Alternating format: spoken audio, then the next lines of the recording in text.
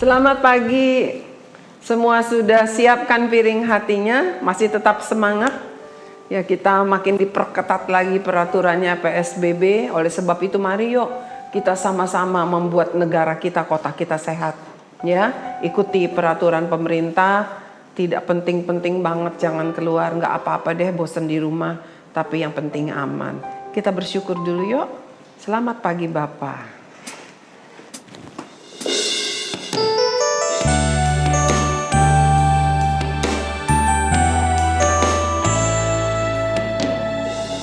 Selamat pagi Bapa, selamat pagi Yesus, selamat pagi Roh Kudus. Terima kasih atas anugerah-Mu. Semalam telah berlalu. Malam baru saja berlalu ya Tuhan, dan pagi ini kami bangun. Mungkin ada di antara kami bangun dengan rasa bosan, karena kami masih harus terus dalam waktu yang tidak dapat ditentukan, di dalam ruang yang sama yang mungkin menurut kami sempit, dan kami tidak dapat keluar, rumah kami tidak punya halaman yang cukup. Tetapi Bapa, itu bukan berarti Engkau tidak mengasihi kami. Itu bukan berarti kami tidak dapat mengucap syukur. Sebab untuk setiap nafas hidup yang Tuhan berikan kepada kami, itulah kami mengucap syukur. Karena hidup kami adalah hidup di dalam kesempatan yang Tuhan berikan untuk hidup di dalam kehendak-Mu. Pagi ini Tuhan, kami sudah siapkan piring hati kami. Kami ingin kembali dikenyangkan oleh firman-Mu. Kami ingin disehatkan oleh firman-Mu. Kami dikuatkan, disegarkan oleh firman-Mu. Berbicaralah ya Bapa, di dalam nama Tuhan Yesus Kristus. Amin. Tuhan Yesus sangat luar biasa. Sudah jawab belum teka-tekinya yang kemarin? Siapa cepat, siapa dapat. Wow, luar biasa. Ya. Nanti saya akan kasih teka-teki lagi.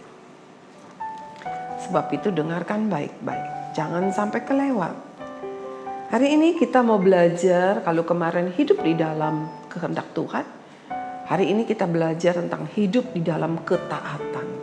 Sebab untuk melakukan kehendak Tuhan, kita harus taat. Bukan kepada Tuhan saja, ketika Mama memberikan kita satu tugas, kita harus ikuti petunjuknya, ya. Kalau enggak nanti bisa salah. Begitu juga ketika gurumu memberikan tugas, kita harus ikuti petunjuknya supaya kita tidak salah mengerjakannya. Mari kita akan naikkan dulu pujian. Saya bergirang. Mengapa engkau bergirang?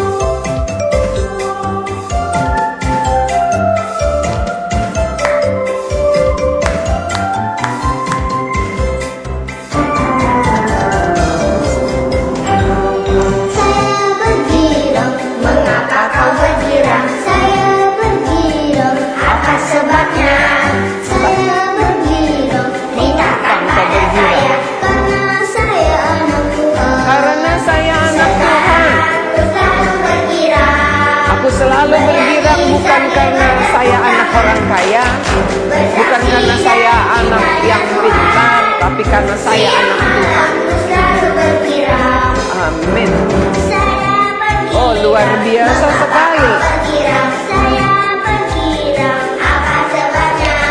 Kenapa sih kamu bergirang? Punya uang banyak. Oh, karena saya anak Tuhan.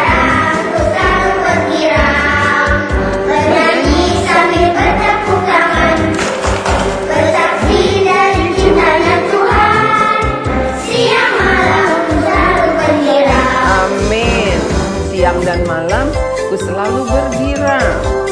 Kita buka ya Alkitabnya ya. Kita baca kitab Yosua. Yosua sebelum Wahyu, sesudah Kejadian. Benar nggak?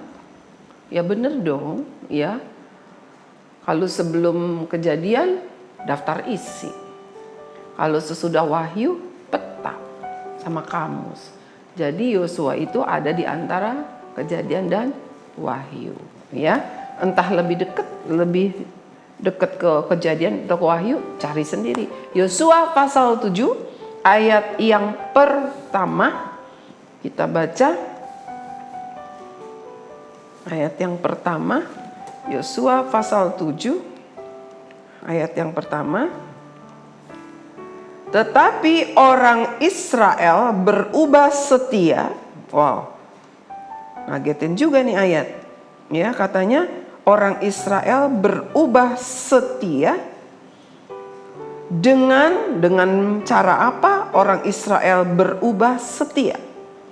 Yaitu dengan mengambil barang-barang yang dikhususkan itu karena Akan bin Karmi, maaf saya salah, Akan bin Karmi bin Zabdi bin Zera dari suku Yehuda mengambil semua dari barang-barang yang dikhususkan itu, ya. Lalu bangkitlah murka Tuhan terhadap orang Israel. Jadi peristiwanya begini. Waktu itu orang Israel berperang, ya, berperang melawan penduduk Yeriko, ya. Dan penduduk satu bangsa biasanya tuh ada kota-kotanya yang harus dikalahkan, ya. Perang begitu, ya. Sampai saat ini juga begitu, ya. Dalam satu negara kan ada kota-kota. Nah, orang Israel sudah bisa menembus Yeriko, dan dia harus mengalahkan kota demi kota lainnya di dalam. Nah, ketika mereka berhasil masuk ke situ, ya, lalu mereka sampai di Ai, lalu mereka berperang di situ. Tetapi apa yang terjadi? Mereka kalah. Padahal kota Ai itu kota yang kecil dan bukan kota yang kuat. Gak perlu orang Israel rame-rame memerangi mereka. Cukup hanya sebagian saja. Tetapi apa yang terjadi? Justru mereka kalah. Ya. Karena di Israel, di kota Ai itu kecil, cuma sedikit orangnya katanya. Ya. Saya akan baca nih ayat yang keempat. Yosua pasal 7 ayat yang keempat. Maka berangkatlah kira-kira 3.000 orang dari bangsa itu, dari bangsa Israel, ke sana ke kota Ai. Tetapi mereka melarikan diri di depan orang-orang Ai. Jumlah penduduk kota Ai lebih sedikit. Dan ketika orang Israel yang jumlahnya 3.000, tentara Israel hanya 3.000 yang maju berperang. Tapi buat orang Ai itu juga sudah cukup banyak. Tapi herannya mereka bisa dikalahkan. Karena orang Israel berperang, yang menjadi panglimanya adalah Tuhan sendiri. Dan Tuhan selalu memberi petunjuk bagaimana caranya mereka harus merebut satu kota. Tapi kali ini kok bisa kalah? Ya. Lalu kita baca lagi, ya. Kita baca Yosua tuh menjadi sedih sekali, ya. Yosua menjadi heran, kenapa bisa kalah, ya. Sekarang saya mau baca nih ayat yang ke-7. Dan berkatalah Yosua, jadi Yosua berdoa, dia bilang, Tuhanku Allah, mengapa engkau menyuruh bangsa-bangsa ini menyeberangi sungai Yordan supaya kami diserahkan kepada orang Amori untuk dibinasakan? Lebih baik kalau kami putuskan tadinya untuk tinggal di seberang sungai Yordan situ saja. Ya. Lalu ayat yang ke-10. Kita lompat ke ayat ke-10. Lalu berfirmanlah Tuhan kepada Yosua.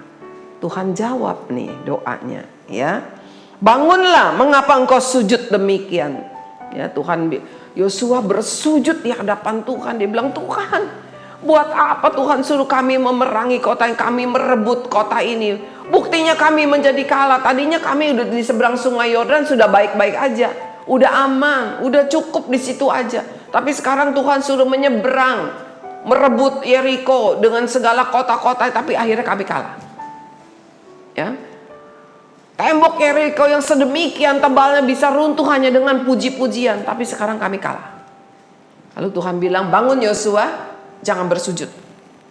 Ayat yang ke-11. Orang Israel telah berbuat dosa. Mereka melanggar perjanjianku yang kuperintahkan kepada mereka. Mereka mengambil sesuatu dari barang-barang yang dikhususkan itu. Mereka mencurinya. Mereka menyembunyikannya. Dan mereka menaruhnya di antara barang-barangnya. Rupanya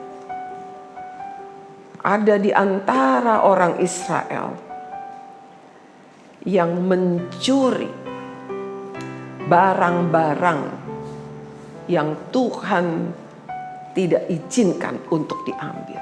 Jadi ketika mereka berperang, biasanya musuh yang telah dikalahkan itu barang-barangnya semua direbut. Tetapi ada barang-barang tertentu yang Tuhan katakan orang Israel tidak boleh ambil.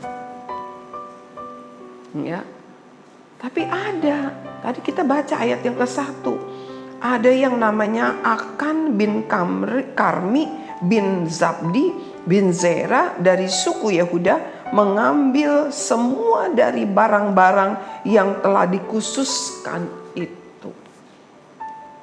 Anak-anak yang Tuhan sayang, Tuhan menyuruh orang Israel untuk merebut kota Ai, menguasai seluruh tanah Kanaan. Apakah untuk dikalahkan? Tidak. Tuhan memberikan kemenangan.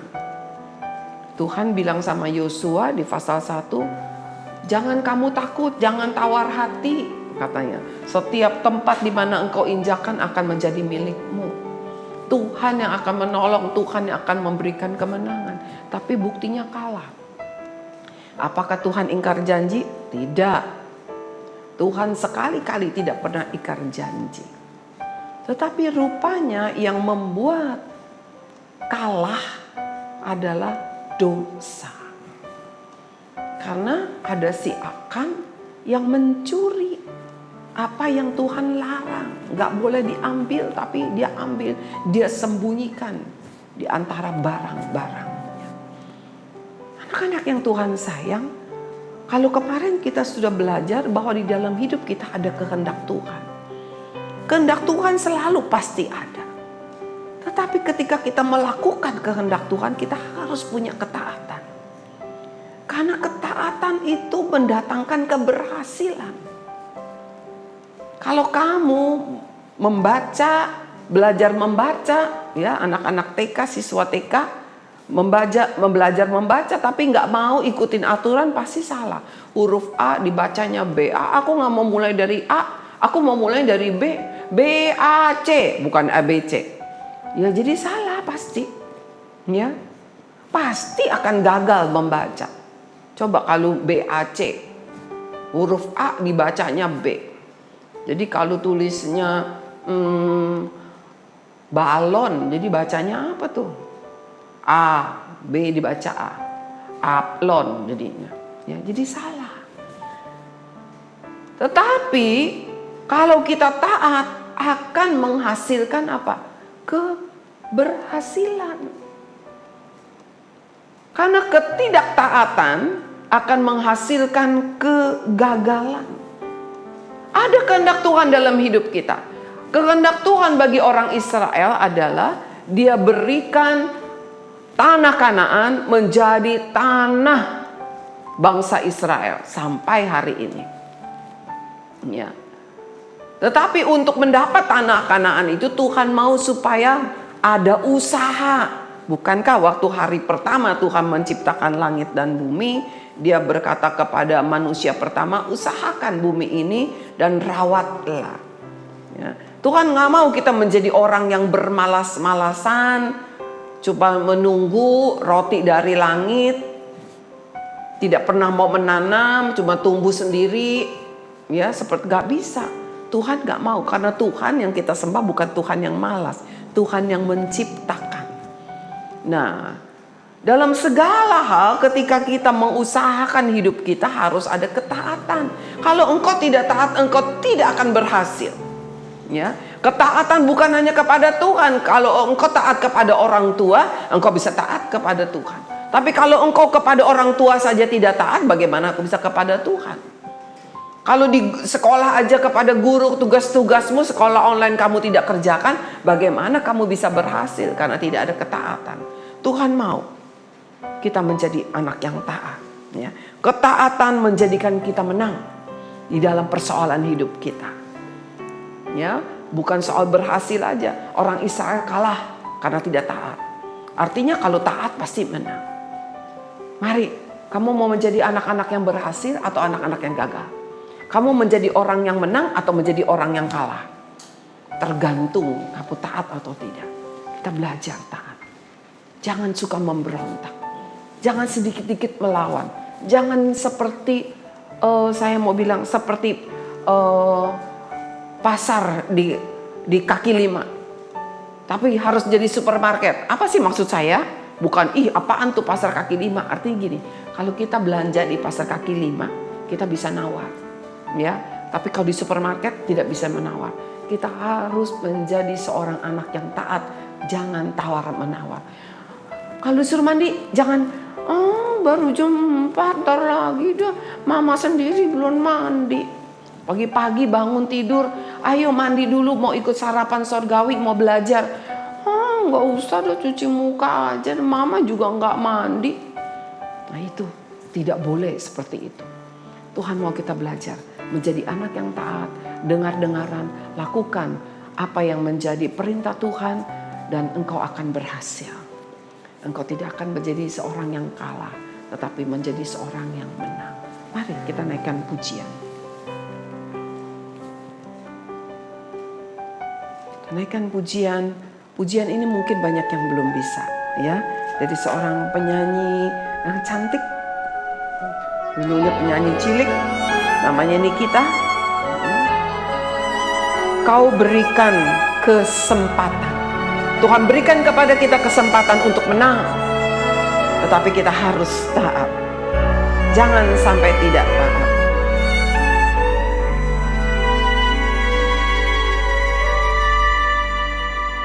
Kau berikan kesempatan untuk belajar dari kesalahanku. Mungkin dalam hidupmu engkau pernah melakukan kesalahan sehingga engkau gagal. Tapi Tuhan lewat pujian ini mengingatkan kita, masih ada kesempatan supaya kita bisa menang. Taat. Jangan lagi membangkang. Jangan lagi tawar-menawar. Jangan suka berontak. Jangan suka berbantah-bantah. Kalau hari-hari kemarin engkau gagal karena engkau tidak taat, engkau menjadi tidak berhasil, engkau menjadi kalah. Tuhan mau kita bangkit, kita menjadi pemenang. Meskipun aku jatuh berulang-ulang katanya, tapi kesempatan itu masih ada. Hiduplah dalam ketaatan, maka engkau tidak akan jatuh lagi. Memang sulit untuk taat, tapi Tuhan tidak pernah tinggalkan kita.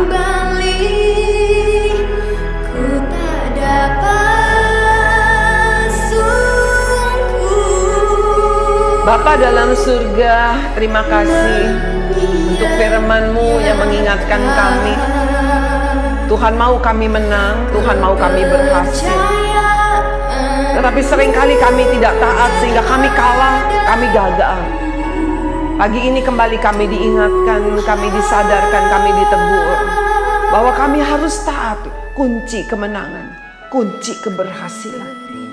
Meskipun mungkin di masa-masa lalu, di hari kemarin, kami kembali tidak taat lagi. Tetapi mulai pagi ini Bapak, Kami tidak mau menyia-nyiakan kesempatan yang Tuhan berikan supaya kami boleh menjadi umat pemenang, supaya kami boleh menjadi anak-anak yang berhasil, supaya keluarga kami menjadi keluarga yang penuh dengan kemenangan, di mana kami boleh mengalami Tuhan di dalam hidup kami. Kami boleh melihat bahwa Tuhan ada di dalam hidup kami. Karena kami tidak melakukan yang jahat, kami belajar untuk menjadi taat.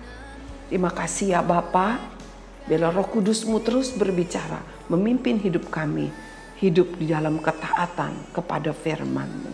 Dalam nama Yesus kami berdoa dan mengucap syukur. Tuhan Yesus mengasihi-Mu. Dia tidak mau kamu dan saya gagal. Dia tidak mau kamu dan saya kalah. Tetapi Dia mau kita mengalami kemenangan, mengalami keberhasilan. Kuncinya satu, taat. Sampai ketemu di hari Kamis.